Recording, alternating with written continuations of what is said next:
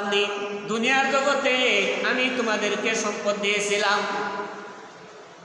সম্পদ পাইয়া তোমরা আমি আল্লাহর কথা বলে গিয়েছিলে।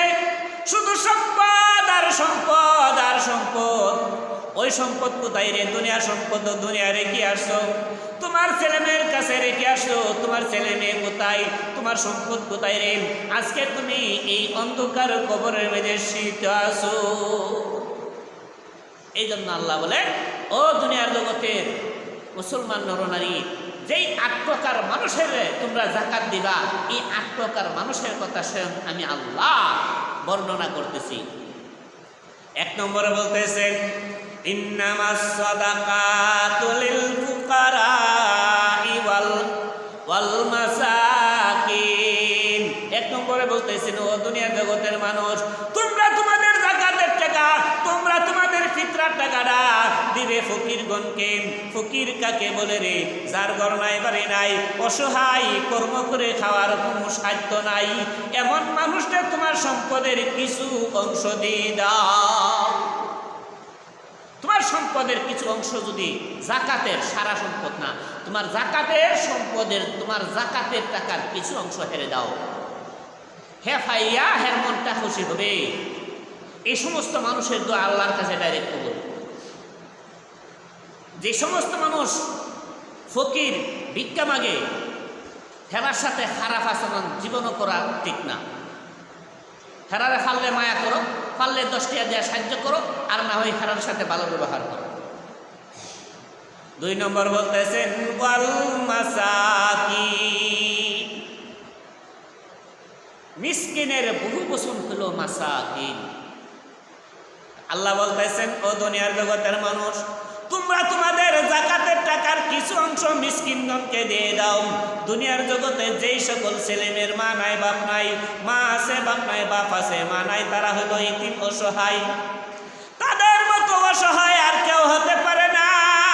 তাদেরকে তোমাদের যাকাতের টাকার কিছু অংশ দিয়ে দাও, তাদেরকে তোমাদের যাকাতের টাকার কিছু অংশ দিয়ে দাও, তোমাদের ফিতরার টাকার অংশ দিয়ে দাও। তারা যখন তোমার যাকাতের টাকাটা পাইবে, তাদের মনটা খুশি হয়ে যাবে। তারার মনটা খুশি হওয়ার পর আমি আল্লাহর মনটা খুশি হয়ে যাবে।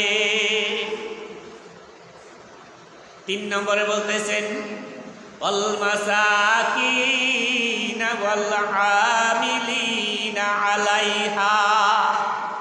আমিল, আমিল বলা হয় কর্মচারী, হুকুমের লোককে বলা হয়। তো আরব যুগে, ইসলামের শুরুতে আল্লাহ নবী সাল্লাল্লাহু আলাইহি সাল্লাম ওই যুগে যে বড় বড় ধনী লোক ছিল, লোক পাঠাইতেন, নবীর পক্ষ থেকে লোক পাঠাইতেন। তো যেই লোকটা যাকাতের টাকা আনতে যেত, ওই লোকটার নাম হলো আমিল। আর আমিল বলা হয় হুকুমের লোক, দায়িত্বশীল লোক। আল্লাহ নবী সাল্লাল্লাহু আলাইহি সাল্লাম কিছু সংখ্যক সাহাবায়ে কেরাম, গরিব দুঃখী যারা, এরা বলতেন যে, ও আমার সাহাবীন, যাও অমুক বাড়ির অমুক লোকের কাছে যাও, অমুক বাড়ির অমুক লোকের কাছে যাও, আমার কথা যায়া বলবাম আল্লাহ নবী পাঠাইছেন তোমার যাকাতের টাকা, তোমার সম্পদের যাকাত আদায় করার জন্য। যখন ওই লোকটা বড় লোকের কাছে যায় আল্লাহ নবীর কথা বলতো, আল্লাহর নবীর কথা শোনার সাথে সাথে লোকটার মহব্বত লাগতো। ওই লোকটা হিসাব করিয়া তার সম্পদের যাকাতের টাকা ওই লোকটার কাছে দিয়ে দিত। ওই লোকটা যাকাতের টাকা নিয়া আল্লাহর নবীর কাছে জমা দিতে। এই লোকটার নাম হলো আমিল। যেই সমস্ত লোক যাকাতের টাকা না নবীর কাছে জমা দিতে, ওই সমস্ত লোকরে আল্লাহর নবী যাকাতের টাকার কিছু অংশ দিতেন।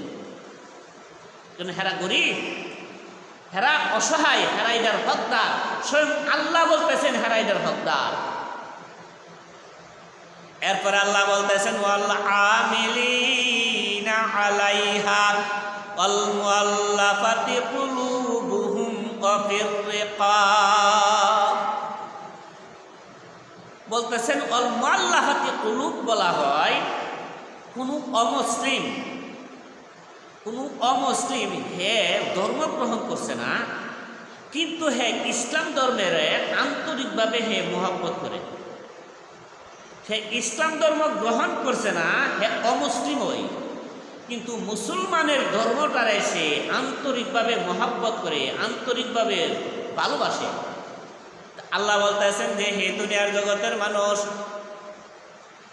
যেই সমস্ত কাফের কুফার মুসলমানের ইসলামী ধর্মকে আন্তরিকভাবে মহব্বত করে ভালোবাসে, যদিও সে ধর্ম গ্রহণ করে না, সে তো আমি আল্লাহর তৈয়ারি, সে তো আমি আল্লাহর সৃষ্টি।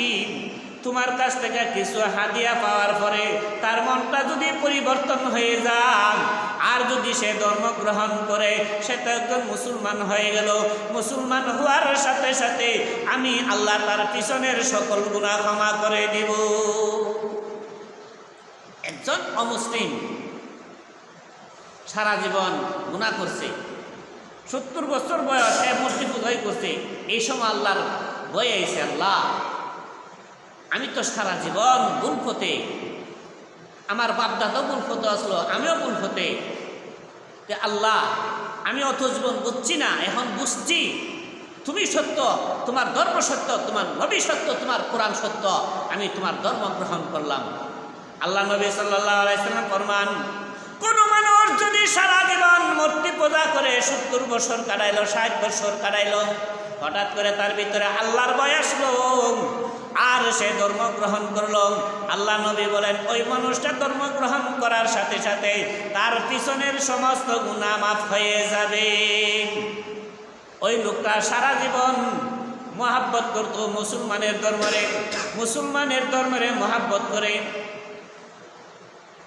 একজন বেদুইন মহিলা হ্যাঁ মুসলমানের ধর্মরে মহাব্বত করে, আরেকজন মুসলমান হ্যাঁ মুসলমানের ধর্মরে ভালোবাসে না, হ্যাঁ তিরস্কার দেয়, দূর কথা সময় উঠতে সেরা গোসল করুন লাগে ঠান্ডা হানি দিয়া, এই ঠান্ডা হানি দিয়া উজু করুন লাগে।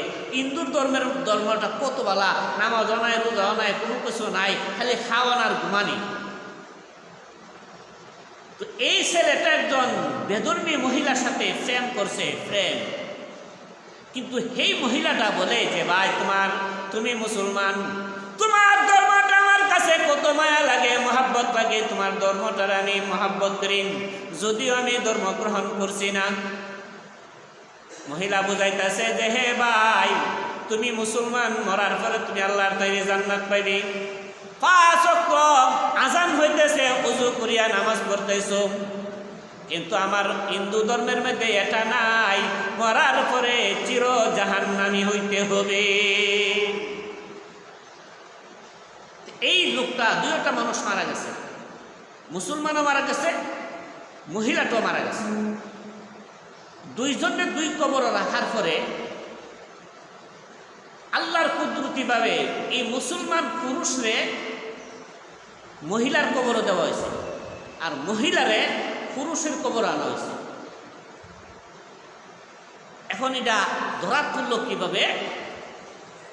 এক মুসলমান, এই যে মুসলমান, এই মুসলমানের আত্মীয় সাবি ফেলাই গেছে। এই সাবি আনতে গিয়া দেখে এই মুসলমানের কবরের মধ্যে মহিলা দেখা যায়। বাড়িতে আসছে, বাড়িতে আসে বলতেছেন যে হে ভাই কি আশ্চর্য ধরনের দেখলাম, অমুক তো আমার চাচার ঘরে ভাই, আমার হাত আমি কবরে রাখলাম, আমার বুকের স্বামী কবরে পড়েছিল, কবর থেকে আনার জন্য গিয়েছিলাম, কবরের একটা কোনা যখন খুললাম দেখতে পাইলাম আমার চাচার ঘরের ভাই তো এই কবরের মধ্যে নাই, একজন হিন্দু মহিলাই কবরের মধ্যে দেখতে পাইলাম। দেশের মধ্যে লারা করছে যে মুসলমানের পুরুষের কবরের মধ্যে মহিলা, হিন্দু মহিলাকে, কারণ কি? এখন তত্ত্ব লইল, হের মা বাপে হের গার্জেনদের জিগাইল যে কারণ কি গো, তোমার ছেলেরে আমরা এই কবরও রাখাইলাম, তোমার ছেলে কবরও নাই, হিন্দু মহিলা তোমার ছেলের কবরও, কারণ কি? মার বাবা বলতেছেন যে হে আমার ভাইয়ারা, আমার আত্মীয় স্বজনদারে, আমার ছেলে দুনিয়ার বুকে থাকাকালীন আমার জানা মতে অমুক গোত্রের একজন হিন্দু মহিলার সাথে সম্পর্ক আসলো, আর আমার ছেলে মুসলমানের ধর্মরে সে ভালোবাসত না, নিজের কানে শুনছেন আমার ছেলেরা আমি বুঝাইছি, হে আমার ছেলেরে, মুসলমানের ধর্মের মতো পাক পবিত্র ধর্ম আর পৃথিবীতে নাই। তারপর আমার ছেলে বুঝতো না। আমার ছেলে বলতো কত কষ্ট, ফজরের সময় উঠিয়া ঠান্ডা পানি দিয়ে উযু করতে হয়, ঠান্ডা পানি দিয়ে গোসল করতে হয়, 5 ওয়াক্ত শরীরের মধ্যে লাগাইতে হয় পানি। কিন্তু হিন্দু ধর্মের মধ্যে এগুলো নাই। ফতার সময় উঠতে হয় না, ফজরের সময় ঠান্ডা পানি দিয়ে গোসল করতে হয় না। তার মধ্যে শুধু ঘুমানি আর খানি আর খানি। এমনভাবে ওই মহিলাটা মুসলমানের ধর্মে মহাব্বত করত। আমি যা শুনেছি, বলতো মুসলমানের ধর্মটা হলো সত্য ধর্ম। মুসলমানের ধর্ম যদি আমি গ্রহণ করি না, মুসলমানের ধর্মকে আমি ভালোবাসি। এখন পরীক্ষা করার জন্য গিয়ে দেখে যে হিন্দু মহিলার কবরের মধ্যে মুসলমানের লাশ।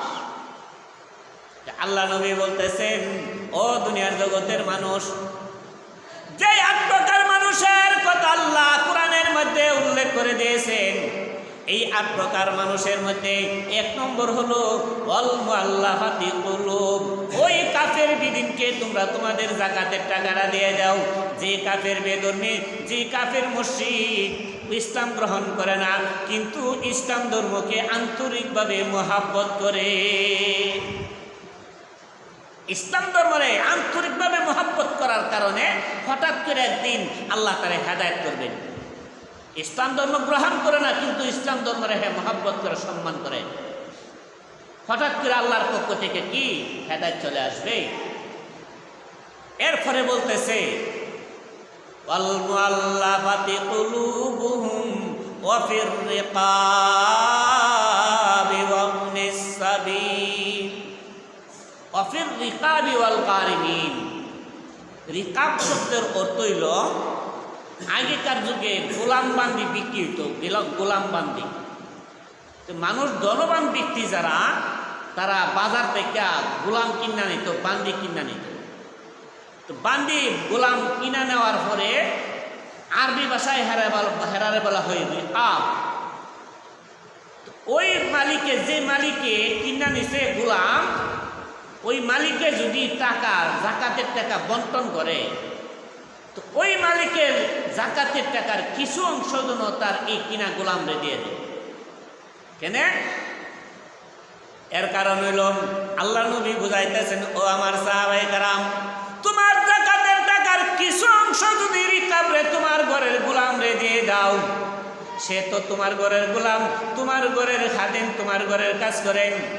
অন্য মানুষের যেমন হক আছে, এমনভাবে তোমার ঘরের গোলামেরও তোমার যাকাতের টাকার মধ্যে হক আছে।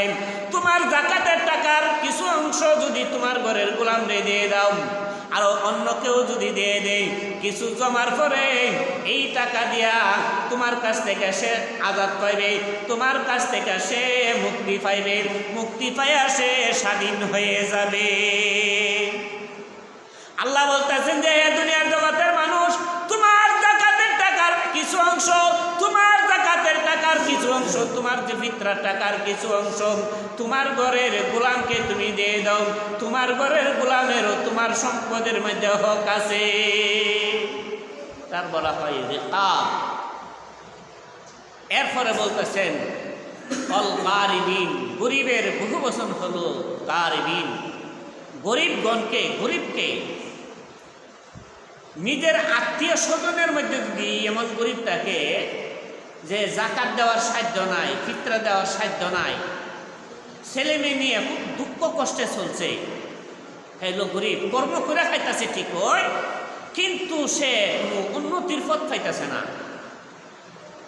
আল্লাহ বলেন ওয়াতিল কারবা হাক্কাহু ওয়াল ইয়াতামা ওয়াল মাসাকিন।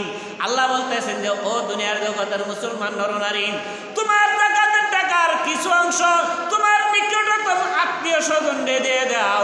তোমার নিকটতম আত্মীয় স্বজনের হক আদায় করো রে। তোমার নিকটতম আত্মীয় স্বজনের আগে হক আদায় করো, তারপরে তুমি বাহিরের মানুষকে দাও। তোমার নিকটতম আত্মীয় স্বজনের হক হইল সবচেয়ে বেশি অধিকার। স্বয়ং আল্লাহ বলতেছেন, আমি না, আল্লাহ বলতেছেন ও দুনিয়ার জগতের মানুষ, তোমার নিকটতম আত্মীয় স্বজনের হক আদায় করো আগে। এরপরে বলতেছেন অল মাসাকিন, মিসকিন, মা নাই বাপ নাই, হেরা অসহায়, হেরার হকটা তুমি আগে আদায় করো, হেরায় দাও। স্বয়ং আল্লাহ বলতেছেন যে তোমরা তোমাদের নিকটতম আত্মীয় স্বজনের হক আদায় করো।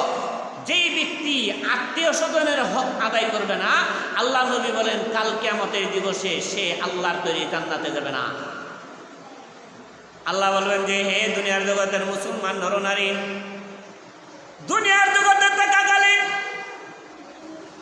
তুমি তোমার নিকটতম আত্মীয় স্বজনের হক আদায় করো না রে, যার কারণে আমি আল্লাহ আজকে তোমার হক আদায় করব না। তুমি যেমন ভাবে দুনিয়ার জগতে থাকাকালীন তোমার আত্মীয় স্বজনকে তুমি বলিয়াছিলে, তুমি তোমার আত্মীয় স্বজনের সাথে তুমি সম্পর্ক রাখো না রে, তুমি তোমার আত্মীয় স্বজনের কথা তুমি বলিয়া গেছিলে, আজকে আমি আল্লাহ তোমার কথা বলিয়া যাইব। তুমি তোমার নিকটতম আত্মীয় স্বজনের কথা তুমি বলিয়া গিয়েছিলে, দুনিয়াতে যেমন ভাবে তোমার আত্মীয় স্বজনের কথা তুমি বলিয়া গিয়েছিলে, আজকে আমি আল্লাহ তোমাদের কথা বলিয়া যাইব, আমি আল্লাহ তোমাদের দিকে তাকাইব না। আমার ভাই, সম্পদ পায়া যদি নিকটতম আত্মীয় স্বজনের কথা কেউ বলিয়া যা, কাল কিয়ামতের দিবসে স্বয়ং আল্লাহ ওই সমস্ত মানুষের কথা বলিয়া দিবেন, এরার দিকে আল্লাহ চাইবেনই না।